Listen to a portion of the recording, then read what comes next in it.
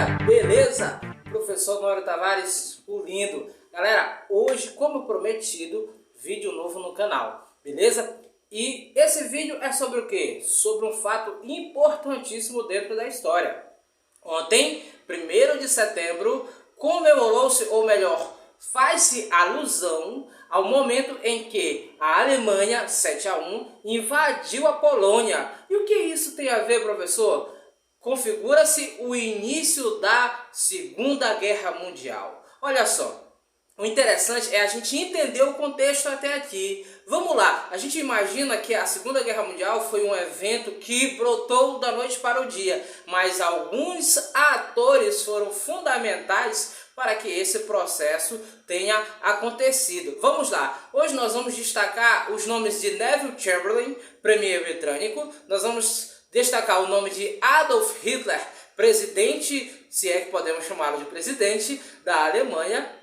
E nós vamos destacar o nome de Winston Churchill, que viria a ser premier britânico. Beleza? Vamos lá. 1938, a Alemanha anexa a antiga Tchecoslováquia, que hoje tornou-se dois países, República Tcheca e República Eslováquia. E aí, o Chamberlain, que é premier britânico, é convidado para ir a Berlim assinar um tratado de paz. Na realidade, o que o Chamberlain queria era evitar esse crescimento expansionista do nazismo, do Hitler. Porém, ele vai a Berlim, leva um tratado de paz, leva um tratado de não agressão, leva alguma garantia de que o Hitler se comprometeria a não invadir mais territórios na Europa. Só que o Hitler pregava a ideia de que os alemães, ou os arianos, aqueles descendentes do sacerdote ário, ou melhor, aqueles imbuídos da teoria do sacerdote ário,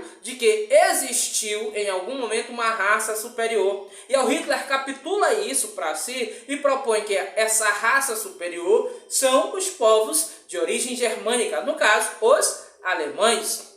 Beleza? Então, o Hitler ele pega essa teoria e cria a tese de que os alemães precisavam de um espaço vital para consolidar o Terceiro Reich. Beleza? Em um outro momento nós vamos falar sobre essa ideia dos três Reiches alemão. Beleza? Mas agora nosso foco é entender como se dá o surgimento ou esse período do 1º de setembro. Em 1938, a Alemanha invade a Tchecoslováquia.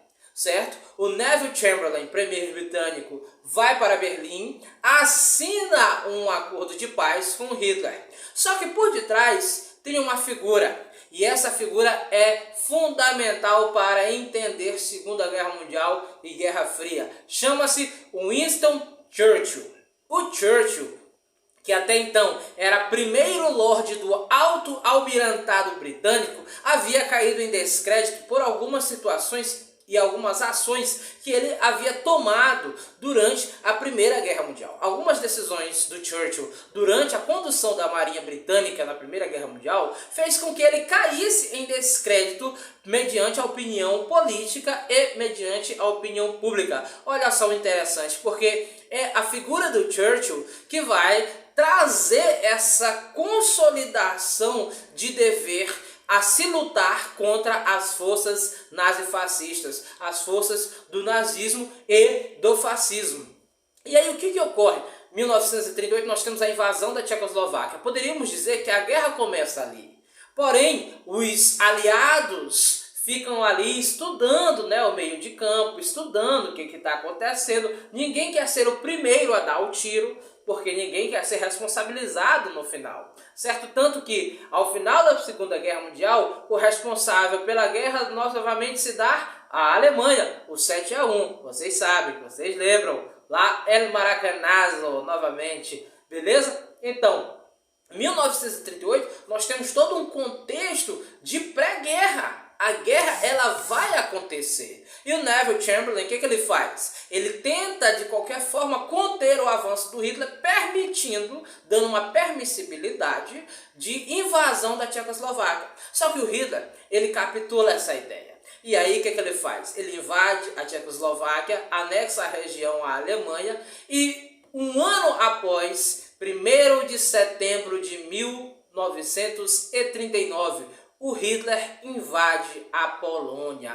Olha só, coitado dos poloneses. Os poloneses, eles vivenciaram os dois piores momentos de sua história. Eles viveram sob a égide da dominação nazista e eles viveram sobre a égide da dominação comunista, porque a Ucrânia era um dos países satélites da extinta União Soviética. Inclusive tem vídeo no canal, vai lá dar uma conferida, beleza? Então, os poloneses são invadidos em 1º de setembro. Rapidamente, o aparato militar nazista suprime as forças militares polonesas. Rapidamente, a força bélica alemã, por meio de uma Luftwaffe ferrenha e por meio de uma Blitzkrieg, guerra relâmpago, fazem com que os alemães dominem a Polônia rapidamente. A invasão da Polônia e a dominação dos poloneses dura coisa ali de 1 a 2 semanas, bem rápido,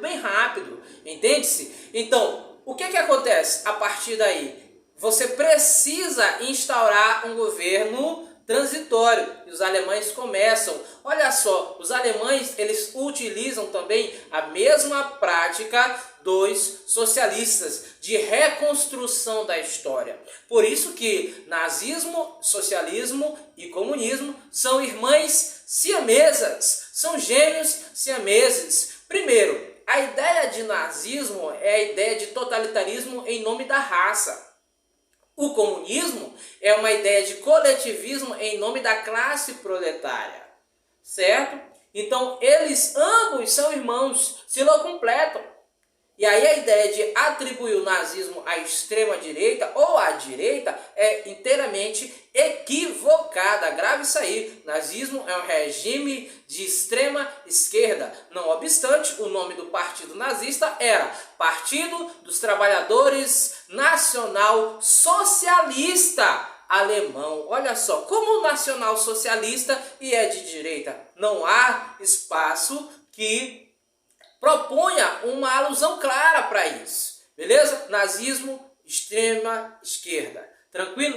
Invadida a Polônia em 1939, temos início aí a Segunda Guerra Mundial, que vai de 1939 a 1945. Detalhe, a Segunda Guerra Mundial, ela tem dois momentos cruciais. O primeiro até 1941, com os bombardeios japoneses em Pearl Harbor e os Estados Unidos entram à guerra. Até então cria-se o mito da superioridade alemã.